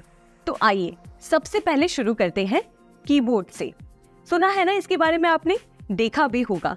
ये एक ऐसा डिवाइस है जिससे हम कंप्यूटर को अपने कमांड समझाते हैं। देखिए, एक कीबोर्ड का काम होता है नंबर्स, अल्फाबेट्स और स्पेशल कैरेक्टर्स को कंप्यूटर में डालना। कीबोर्ड की मदद से हम कंप्यूटर को स्पेशल इंस्ट्रक्शंस भी दे सकते हैं, जैसे आप अपने फोन के साथ करते हैं। फोन में मैसेजेस टाइप करने के लिए आप क्या करते हैं, आप अपने फोन का कीबोर्ड ऑन करते हैं और उसे इस्तेमाल करते हैं। वैसे ही कंप्यूटर पर टेक्स्ट या नंबर्स को टाइप करने के लिए कीबोर्ड का इस्तेमाल किया जाता है। हालांकि फोन का कीबोर्ड बस टेक्स्ट या नंबर्स को टाइप करने के लिए बना है, वो और कोई एक्स्ट्रा काम नहीं करता। वैसे ही कंप्यूटर कीबोर्ड फोन के कीबोर्ड से थोड़ा अलग है। कंप्यूटर के कीबोर्ड में कई ऐसे कीज होते हैं जो कंप्यूटर को किसी भी तरह का कमांड दे सकते हैं। तो चलिए अब देखते हैं कि कीबोर्ड में कौन से कीज होते हैं और आप किन कीज को किन फंक्शंस के लिए यूज कर सकते हैं। तो सबसे पहले अगर आप कीबोर्ड पे देखेंगे तो कुछ नंबर कीज होती हैं जो आपको अलाउ करते हैं स्क्रीन पर किसी भी नंबर को टाइप करने के लिए, ठीक है। उसी के साथ आप देखेंगे अल्फाबेटिकल कीज होते हैं जिससे आप जो है अल्फाबेट्स टाइप करते हैं। और इसी के साथ आप देखेंगे तो कुछ कॉम्बिनेशन कीज भी होते हैं। जैसे फॉर एग्जांपल अगर हम कंट्रोल और ऑल्ट की बात करें तो इन दोनों को कॉम्बिनेशन कीज कहा जाता है। ये बाकी कीज के साथ मिलकर कंप्यूटर में कोई फंक्शन परफॉर्म करते हैं। तो कंट्रोल और ऑल्ट हमारे कॉम्बिनेशन कीज हो गए। उसी के साथ आप देखेंगे तो यहाँ पे आपको कैप्स लॉक का बटन दिख रहा होगा, फिर एक नंबर लॉक का बटन है, उसके बाद एक स्क्रॉल लॉक का बटन है। ये बटन्स को कहते हैं टॉगल कीज। टॉगल कीज क्या करते हैं, आपके कोई भी फीचर को ऑन या ऑफ करते हैं। जैसे फॉर एग्जांपल आप अपने घर में जब आपको लाइट ऑफ करनी होती है तो आप बटन को ऑफ करते हैं, और जब लाइट ऑन करनी होती है तो आप बटन को ऑन करते हैं। वैसे ही कीबोर्ड में अगर आपको कैप्स लॉक ऑन करना है, यानी कि अगर आपको जो आप टेक्स्ट टाइप कर रहे हैं उसे कैपिटल फॉर्म में करना है तो उसके लिए आप कैप्स लॉक को ऑन करते हैं, और अगर आपको कैप्स लॉक को टर्न ऑफ करना है तो आप जब इस बटन को एक बार प्रेस करते हैं तो ऑटोमेटिकली वो टर्न ऑफ हो जाता है। इसी के साथ नंबर लॉक और स्क्रॉल लॉक भी एक तरह का टॉगल की है, जिसमें हम नंबर को लॉक करने के लिए, यानी कि नंबर कीज को लॉक करने के लिए और नंबर कीज को वापस ऑन करने के लिए यूज करते हैं। इसी के साथ आइए मैं आपको कुछ शॉर्टकट कीज बताती हूँ जो आपको अक्सर यूज में आएंगे। सबसे पहले अगर आपको अपने स्क्रीन पर जो भी टेक्स्ट है या जो भी डेटा है उन सभी को एक साथ सिलेक्ट करना है, तो उसके लिए या तो आप माउस का सिलेक्ट कर सकते हैं, माउस को ले जाकर आप ड्रैग करेंगे तो सारा जो इन्फॉर्मेशन है वो सिलेक्ट हो जाएगा, या फिर आप एक शॉर्टकट की का इस्तेमाल कर सकते हैं। आप बस जाके प्रेस करेंगे Ctrl+A, और जैसे ही आप Ctrl+A प्रेस करेंगे आप देखेंगे कि आपके स्क्रीन पर जो भी डेटा था वो एक साथ सिलेक्ट हो गया है। इसी के साथ मान लीजिए अगर आपको कोई टेक्स्ट, कोई एक लाइन या पैराग्राफ को कॉपी करना है तो उसके लिए भी एक शॉर्टकट की है। जैसे फॉर एग्जांपल समझिए हमें इस पैराग्राफ को कॉपी करना है। अब इस पैराग्राफ को कॉपी करने के लिए हम या तो राइट क्लिक करके उसे कॉपी कर सकते हैं, या तो हम एक शॉर्टकट की इस्तेमाल कर सकते हैं। उसके लिए आप अपने कीबोर्ड पे प्रेस कर सकते हैं Ctrl+C। जैसे ही आप Ctrl+C प्रेस करते हैं जो टेक्स्ट है वो कॉपी हो जाता है, और जब आप इसे पेस्ट करना चाहते हैं तो आप आसानी से Ctrl+V दबाकर उस टेक्स्ट को वापस पेस्ट कर सकते हैं। तो ये है कुछ शॉर्टकट कीज जो आप इस्तेमाल कर सकते हैं आसानी से अपने काम को और तेज़ी से बढ़ाने के लिए और ज़्यादा सहूलियत के लिए। और फिर इसके बाद अगर आप किसी डॉक्यूमेंट को या किसी इमेज को या किसी भी फाइल को सेव करना चाहते हैं तो सेव करने के लिए भी एक शॉर्टकट की है। आप Ctrl+S दबाकर उस फाइल को डायरेक्टली सेव कर सकते हैं। उसी के साथ यहाँ पे जो आपको बड़ी सी जो की नजर आ रही है, लंबी सी हॉरिजॉन्टल सी, इसे कहते हैं स्पेस बार। स्पेस बार से आप दो शब्दों के बीच में स्पेस रखते हैं। जैसे मान लीजिए अगर मैं स्क्रीन पर कुछ टाइप कर रही हूँ और मुझे ये दो शब्दों के बीच में स्पेस रखना है, स्पेस बार का इस्तेमाल करके मैं दो शब्दों के बीच में स्पेस रख सकती हूँ। और आप जब कुछ टाइप कर रहे हैं और आपको दूसरी लाइन में जाना है तो दूसरी लाइन में जाने के लिए आप डायरेक्टली एंटर की दबाएंगे तो आप देखेंगे कि आप नेक्स्ट लाइन में पहुंच रहे हैं। उसी के साथ अगर आप कुछ डिलीट करना चाहते हैं टेक्स्ट के मामले में तो आप बैक स्पेस दबाकर उस टेक्स्ट को डिलीट कर सकते हैं, और आप डायरेक्टली डिलीट बटन भी यूज़ कर सकते हैं। अगर आप देखेंगे आपके कीबोर्ड पे एक डिलीट बटन होगा, इसका इस्तेमाल करके आप डिलीट कर सकते हैं। और कीबोर्ड पे और हमें मिलते हैं एरो कीज़। एरो कीज से आप क्या कर सकते हैं, आप ऊपर नीचे लेफ्ट राइट आप जो है अपने कर्सर को मूव कर सकते हैं। ये कीज तब इस्तेमाल किए जाते हैं तब जब समझ लीजिए कि आप माउस यूज़ नहीं कर रहे हैं या आपका माउस वर्क नहीं कर रहा है, तो स्क्रीन पे नेविगेट करने के लिए आप इन एरो कीज का इस्तेमाल करते हैं। इसी के साथ साथ अगर आप कीबोर्ड पे देखेंगे तो आपको कई सारे सिंबल्स मिलते हैं, जिसमें आप देखेंगे ये हैशटैग का साइन, डॉलर का साइन, परसेंटेज एंड स्टार, और अलग अलग ब्रैकेट्स और मैथमेटिकल सिंबल्स भी हैं जो आप इस्तेमाल करते हैं टाइपिंग के लिए। इसी के साथ हमने देखा कि कीबोर्ड में आपको कैसे कैसे कीज मिलते हैं और किन कीज का इस्तेमाल करके आप कौन सा फंक्शन परफॉर्म कर सकते हैं। अब अगली टाइप का इनपुट डिवाइस है पॉइंटिंग डिवाइसेस। पॉइंटिंग डिवाइसेस का यूज होता है कर्सर को स्क्रीन पर मूव करने के लिए ग्राफिकल यूजर इंटरफेस में। अब आप सोच रहे होंगे कि कर्सर क्या होता है। अब इसे इस तरीके से समझिए कि आपको अपने स्मार्टफोन पर फोटोज की कोई फाइल ओपन करनी है या फिर कोई टास्क करना है, तो आप कैसे करते हैं? आप अपने फोन को अनलॉक करते हैं और जहां पर आपको कोई फाइल खोलनी हो उस पर आप टैप करते हैं, जिससे वो ओपन हो जाता है, क्योंकि हमारे फोन ज्यादातर टच स्क्रीन होते हैं।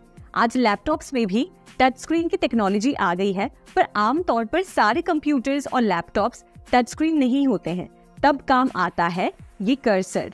कर्सर एक छोटा इंडिकेटर होता है जो आपके कंप्यूटर स्क्रीन पर चलता है। जैसे जैसे आप माउस को हिलाते हैं या मूव करते हैं, वैसे वैसे कर्सर भी वहाँ मूव करता रहता है। जब आप स्क्रीन पर किसी आइटम को माउस से क्लिक करते हैं, जैसे कोई फाइल या लिंक, तो कर्सर उस जगह पर पहुंचकर उस आइटम को सिलेक्ट करता है। और पॉइंटिंग डिवाइसेस का यूज इस कर्सर को कंट्रोल करने के लिए होता है, जिससे आप अपने कंप्यूटर पर कुछ भी क्लिक कर सकते हैं या ऑपरेट कर सकते हैं। अलग अलग तरह की पॉइंटिंग डिवाइसेस होते हैं, जैसे mouse, touch pad, track point, track ball और जॉयस्टिक। तो चलिए इन सब डिवाइसेस को एक एक करके जानते हैं। सबसे पहले माउस। माउस एक ऐसा डिवाइस है जो हमारे कंप्यूटर का सबसे अच्छा साथी है, क्योंकि हम कंप्यूटर को इसी के जरिए कंट्रोल करते हैं। माउस को एक ही हाथ से कंट्रोल करते हैं। इमेजिन करो, पहले के जमाने में माउस के नीचे एक छोटा सा बॉल हुआ करता था। उस बॉल के अंदर के रोलर्स गति को महसूस करते थे और फिर वो मूवमेंट को माउस के केबल के जरिए कंप्यूटर तक पहुंचा देते थे। थोड़ा सा टेक्निकल है, लेकिन इमेजिन करो, एक छोटा सा बॉल है, एक केबल है और कंप्यूटर के साथ कनेक्शन। लेकिन अब नए जमाने के माउस में ये बॉल नहीं होती है, बल्कि अब ये इस्तेमाल करते हैं लाइट और छोटे सेंसर्स। इन सेंसर्स की कमाल की बात होती है कि ये माउस को टेबल सरफेस के एक छोटे से सेक्शन से भी कंट्रोल कर सकते हैं, और वो भी पूरी तरीके से वायरलेस। हाँ जी, अब वायरलेस माउस आते हैं जो कंप्यूटर से रेडियो वेव्स के जरिए कनेक्टेड रहते हैं। और यही माउस के ऊपर एक स्क्रॉल व्हील होता है, जिससे आप पेज को ऊपर या नीचे कर सकते हैं।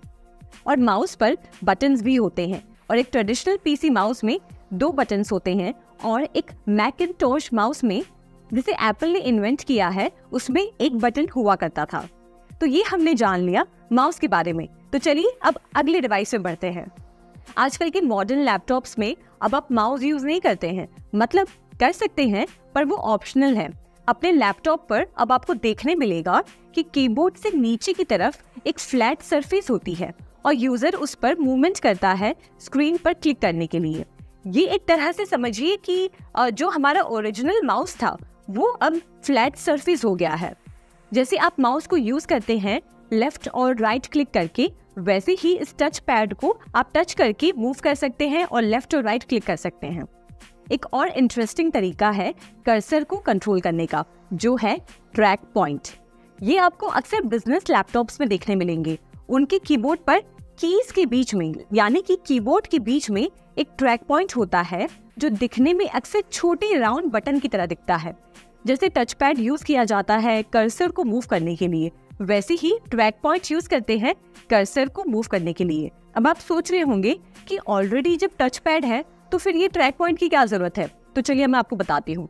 इसका जवाब है कि यूजर कीबोर्ड पर से हाथ हटाए बिना कर्सर को मूव कर सकता है, जबकि एक यूजर जब टच पैड यूज करता है तो उसे बार बार कीबोर्ड और टच पैड के बीच में स्विच करना पड़ता है।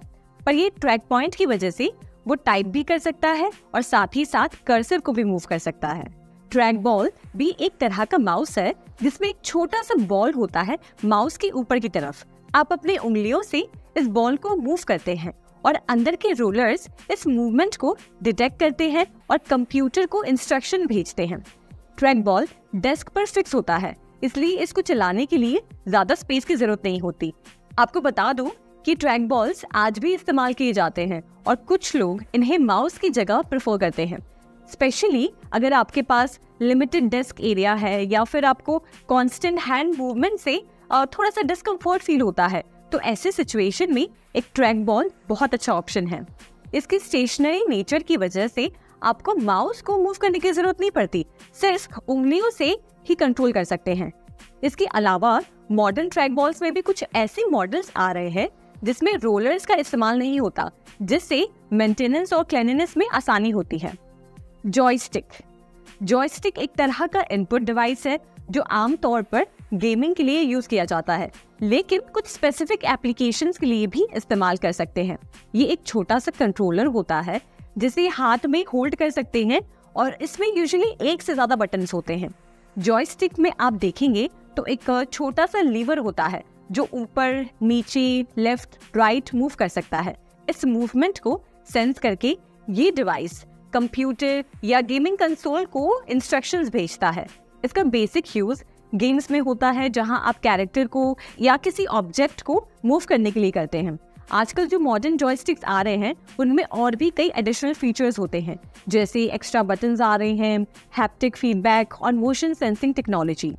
ये एक्स्ट्रा फीचर्स कुछ स्पेसिफिक प्रोफेशंस में ही यूज होते हैं, जैसे फ्लाइट सिमुलेशन में या फिर मेडिकल मशीन्स को कंट्रोल करने में। इन शॉर्ट, जॉयस्टिक आमतौर पर गेमिंग के लिए यूज किया जाता है और कुछ स्पेसिफिक चीजों में कंट्रोल करने के काम आता है। अब यहाँ इनपुट डिवाइस में जो पॉइंटिंग डिवाइसेस की हम बात कर रहे थे वो सारा हमने कवर कर लिया है। अब आगे बढ़ते हैं और इनपुट डिवाइसेस के बारे में जानते हैं। ग्राफिक्स टैबलेट एक इनपुट डिवाइस होता है जो डिजिटल ड्राइंग और डिजाइनिंग के लिए यूज किया जाता है। अगर आपका कोई फ्रेंड डिजाइनर है तो उनसे पूछिएगा, ये वो टैबलेट जरूर यूज करते होंगे। इसकी स्क्रीन फ्लैट होती है और स्टाइलस या पेन के टच को फील करती है। इस टैबलेट पर आप डायरेक्टली डिजिटल ड्राइंग कर सकते हैं, जैसे कि आप कागज पर करते हैं। हर पेन स्ट्रोक और प्रेशर को टैबलेट सेंस करता है, जिससे डिटेलिंग और शेडिंग भी करना पॉसिबल है। ग्राफिक टैबलेट्स जनरली डिजाइनर्स और फोटोग्राफर्स यूज करते हैं और इसमें कुछ मॉडल्स में हॉट कीज और टच सेंसिटिव बटन्स भी होते हैं जो वर्क फ्लो को और भी स्मूथ बनाते हैं। इन टैबलेट्स को आप अपने कंप्यूटर से कनेक्ट कर सकते हैं। कुछ टैबलेट्स स्क्रीन के साथ भी आते हैं जिसमें आप ड्रॉ करते करते स्क्रीन पर देख भी सकते हैं। स्कैनर आपने कभी ना कभी अपना कोई डॉक्यूमेंट स्कैन करने के लिए यूज किया होगा। स्कैनर का यूज किसी भी टेक्स्ट, डॉक्यूमेंट या फोटोज को डिजिटाइज करने के लिए यूज करते हैं। स्कैनर में एक फ्लैट सरफेस होता है और लेजर टेक्निक का यूज करके किसी भी फिजिकल डॉक्यूमेंट या फोटो को डिजिटल फॉर्म में वो कन्वर्ट कर सकता है। ये स्कैनर इंफॉर्मेशन को डिजिटल फॉर्म में कन्वर्ट करके कंप्यूटर या किसी डिजिटल डिवाइस में सेव करता है। जब आप कोई डॉक्यूमेंट या इमेज को स्कैनर पर रख कर स्कैन करते हैं तो उसकी एक डिजिटल फाइल बन जाती है, जिसे आप अपने कंप्यूटर पर देख सकते हैं। जब चाहे तब उसे देख सकते हैं, एडिट कर सकते हैं या फिर किसी के साथ भी शेयर कर सकते हैं। स्कैनर का यूज जनरली ऑफिसेज में या फिर बिजनेसेस में इंपॉर्टेंट डॉक्यूमेंट्स को स्टोर या शेयर करने के लिए होता है। मिडी यानी कि म्यूजिकल इंस्ट्रूमेंट डिजिटल इंटरफेस एक कम्युनिकेशन प्रोटोकॉल है जो इलेक्ट्रॉनिक म्यूजिकल इंस्ट्रूमेंट्स, कंप्यूटर और दूसरे रिलेटेड डिवाइसेस के बीच में डेटा एक्सचेंज करने के लिए डिजाइन किया गया है। इस प्रोटोकॉल का इस्तेमाल म्यूजिकल इंफॉर्मेशन जैसे कि नोट्स, डायनामिक्स और कंट्रोल कमांड्स को ट्रांसमिट करने के लिए किया जाता है। मिडी डिवाइसेस म्यूजिशियंस और म्यूजिक प्रोड्यूसर्स के लिए एक बहुत ही इम्पोर्टेंट डिवाइस है, क्योंकि ये उन्हें अलग अलग इंस्ट्रूमेंट्स को कनेक्ट करके आपस में मेल रखने में मदद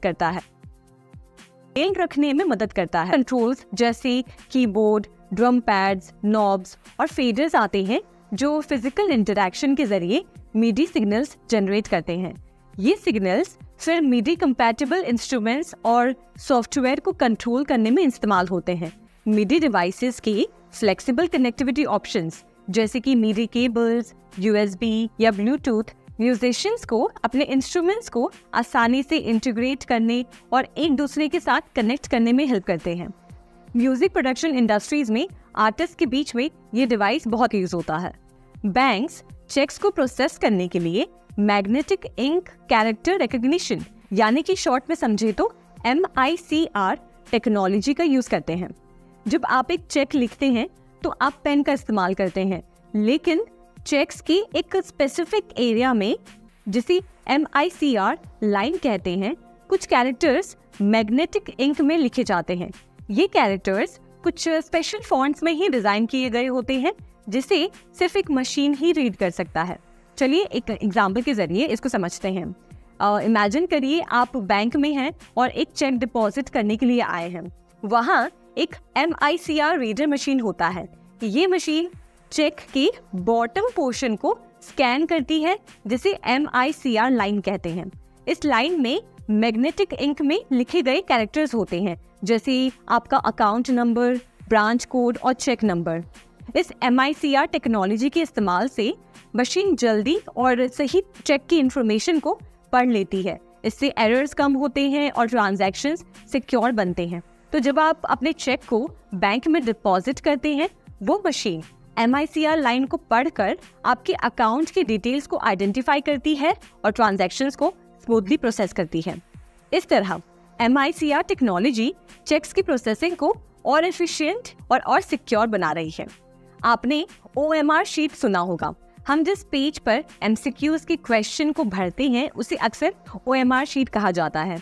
इसमें OMR का मतलब है ऑप्टिकल मार्क रीडर, जो कि एक स्कैनर होता है। ऑप्टिकल मार्क रीडर यानी कि OMR एक टेक्नोलॉजी है जो स्पेशली डिजाइन की गई है शीट्स या फॉर्म्स को स्कैन और एनालाइज करने के लिए। इसमें शीट्स पर दिए गए बबल्स को आप फिल करते हैं। आप अपने जवाब देते हैं, जैसे स्कूल या कॉलेज के एग्जाम्स में यूज होता है। OMR शीट्स पर हर क्वेश्चन के सामने स्पेसिफिक ऑप्शंस के लिए बबल्स बने होते हैं। इसमें आपको सही ऑप्शन को फिल करना होता है। जब आपकी फिल शीट को OMR रीडर मशीन में स्कैन किया जाता है, तो वो इंफ्रारेड लाइट का इस्तेमाल करके फिल्ड बबल्स को डिटेक्ट करती है।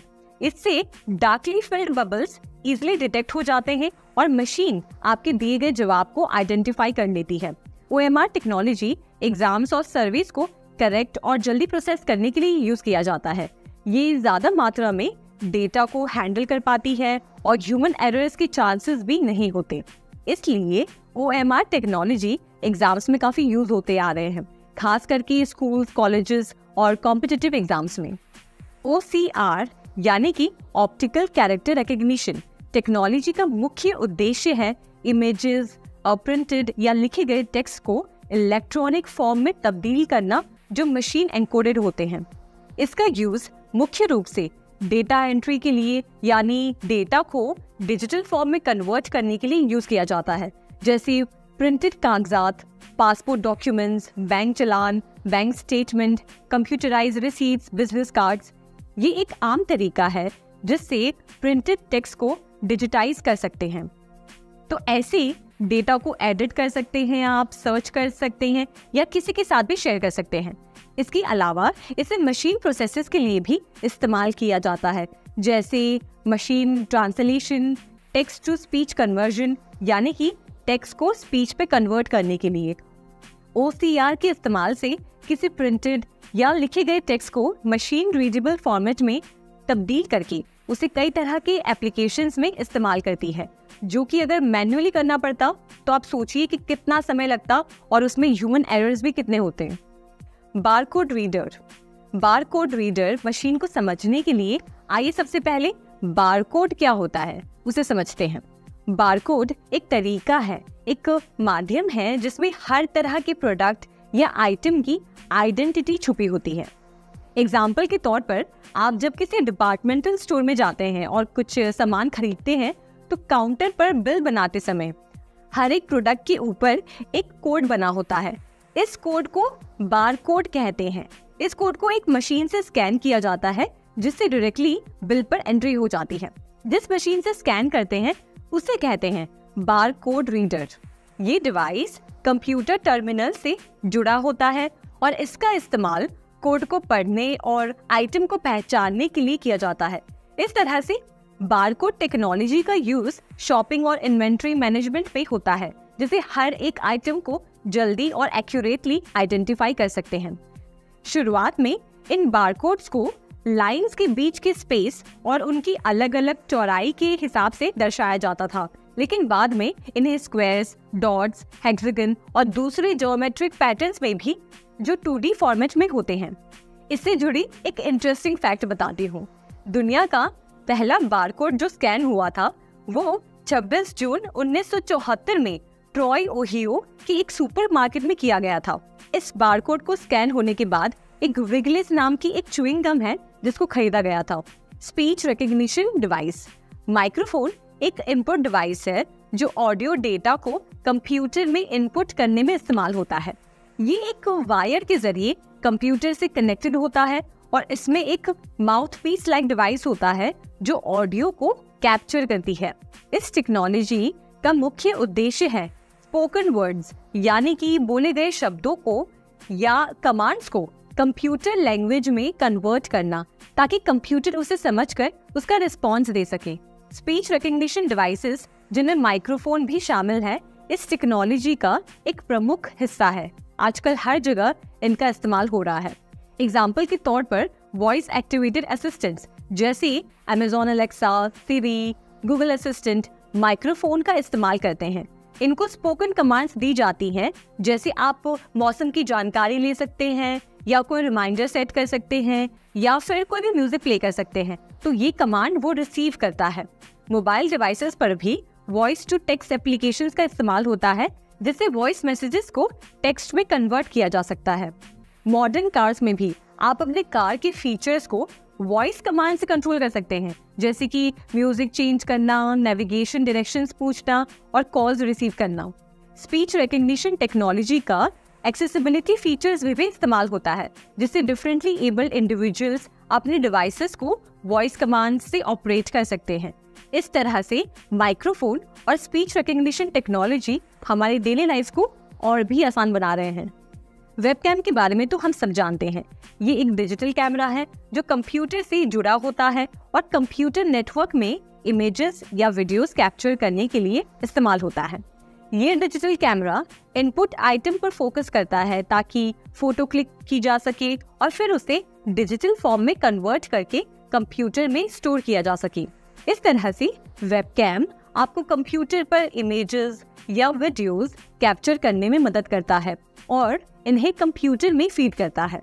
ये online video calls, online classes या फिर अपने कंप्यूटर पर फोटोज और वीडियोस देखने के लिए इस्तेमाल करते हैं।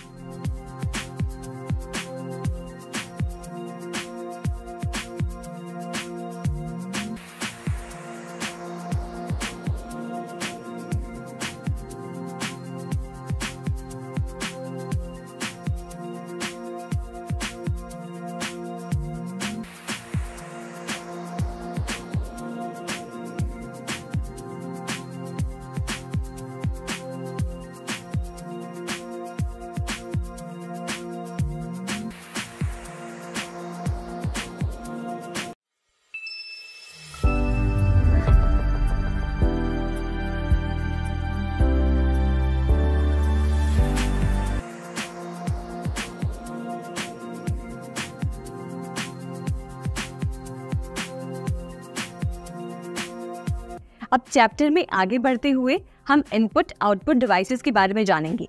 अब ये इनपुट आउटपुट डिवाइसेस वो पेरिफेरल डिवाइसेस हैं जो एक साथ इनपुट का भी काम करते हैं और आउटपुट का भी काम करते हैं। अब इसमें कई तरह के डिवाइसेस आते हैं, पर हम फेमस वाले डिवाइसेस कवर करेंगे।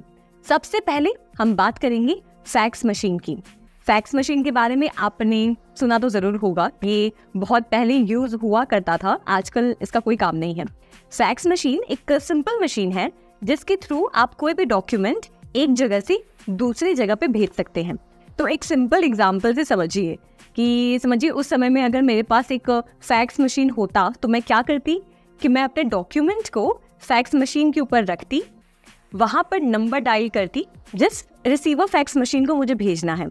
नंबर डायल करने के बाद मेरा जो फैक्स मशीन है वो उस डॉक्यूमेंट को स्कैन करेगा और फिर उसे मॉड्यूलेट करेगा, यानी कि सिग्नल फॉर्म में कन्वर्ट करेगा। उसके बाद वो सिग्नल टेलीफोन लाइंस के थ्रू रिसीवर फैक्स मशीन के पास पहुंचेगा और वहां पर रिसीवर फैक्स मशीन उस सिग्नल को डिमॉड्यूलेट करके एक उसकी हार्ड कॉपी यानी कि प्रिंट आउट निकाल कर दे देगा। तो उस समय में इतना आसान था किसी भी डॉक्यूमेंट को कहीं पर भी भेजना। तो इसकी आज जरूरत नहीं है क्योंकि आज हमारे पास ईमेल और इंटरनेट है जिसके जरिए हम डॉक्यूमेंट्स को कहीं पर भी भेज सकते हैं। अब आगे बढ़ते हैं हमारे अगले डिवाइस की तरफ जिसका नाम है MS डिवाइस यानी कि multi function device. Multi function device से ही आप समझ पा रहे होंगे कि ये मल्टी लेवल काम कर सकता है, यानी कि प्रिंट भी कर सकता है, स्कैन भी कर सकता है, एक सर्वर भी बन सकता है, डॉक्यूमेंट कॉपी भी कर सकता है और भी तरह के काम कर सकता है। तो तो ये एक ऐसा डिवाइस होता है जो प्रिंटर का काम, डॉक्यूमेंट स्कैन करने का काम, कॉपियर का काम यानी कि डॉक्यूमेंट कॉपी करने का काम, फैक्स मशीन का काम और डॉक्यूमेंट सर्वर का काम एक साथ आप एक डिवाइस पे कर सकते हैं। तो इस वजह से आपको इतने सारे कामों के लिए अलग अलग मशीन खरीदने की जरूरत नहीं पड़ती। आप एक ही मशीन से ये सारे कार्य आसानी से कर सकते हैं। अब हमारे अगले डिवाइस की तरफ बढ़ते हैं जिसे कहते हैं मॉडेम। मॉडेम का फुल फॉर्म है मॉड्यूलेटर डीमॉड्यूलेटर। इस डिवाइस का काम होता है किसी भी डेटा को एक प्रकार से दूसरे प्रकार में कन्वर्ट करना, यानी कि एनालॉग सिग्नल को डिजिटल फॉर्म में कन्वर्ट करना या तो फिर डिजिटल फॉर्म को एनालॉग सिग्नल में कन्वर्ट करना। इसके मुख्य दो काम होते हैं, मॉड्यूलेशन और डीमॉड्यूलेशन। मॉड्यूलेशन में क्या होता है कि समझिए आप कोई मेल भेज रहे हैं या फिर आप इंटरनेट ओपन कर रहे हैं, तो मॉडेम आपके डिजिटल डेटा को एनालॉग सिग्नल में कन्वर्ट करता है ताकि वो डेटा टेलीफोन लाइंस के थ्रू पास हो सके। अब डीमॉड्यूलेशन में क्या होता है कि जब आपका डेटा डेस्टिनेशन पर पहुंचता है तो ये मॉडेम आपके एनालॉग सिग्नल को डिजिटल फॉर्म में कन्वर्ट करता है जिससे कि रिसीवर उसे पढ़ सके या तो उसे समझ सके। अब मॉडेम आपके घर में भी यूज होता होगा। समझिए जैसे आप कोई ब्रॉडबैंड कनेक्टिविटी लगवाते हैं तो इंटरनेट आपके घर पे किस तरीके से पहुंचती है, इस मॉडेम डिवाइस के जरिए ही पहुंचती है। अब इसका एक उदाहरण समझिए कि आपके घर या ऑफिस में ब्रॉडबैंड कनेक्टिविटी होगी, तो ये ब्रॉडबैंड कनेक्टिविटी में इंटरनेट का जो ट्रांसफर होता है वो एक मॉडेम डिवाइस से ही होता है।